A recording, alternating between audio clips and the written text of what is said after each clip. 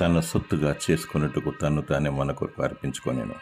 తీతు 2:14 ప్రభుని యేసుక్రీస్తు ఆయన సమస్తమైన దుర్నీతి నుండి మనలను విమోచించి సత్క్రియల యందు ఆసక్తి గల ప్రభు తన కోసరము పవిత్రపరిచి శిలువను సహించి త్యాగం చేసెను.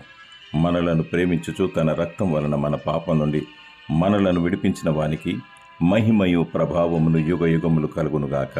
ఆమేన్. ఆయన మనలను తన తండ్రియగు దేవునికి ఒక రాజ్యముగాను యాజకులుగాను చేసెను. దేవునికి కృతజ్ఞతాస్తుతులు చెల్లించుము. నిన్ను తన పరలోక రాజ్యంలో చేర్చుకొనుటకు సదాకాలము తనతో నుండుటకు నీకోసం ప్రభుని యేసుక్రీస్తు స్థలము సిద్ధపరచ వెళ్ళినాడు. నిన్ను తీసుకెళ్ళుటకు ఆయన మరల రానేనాడు. విశ్వాసము మరియు నీతి క్రియలు కలిగి సిద్ధపాటు కలిగి ఉండుము.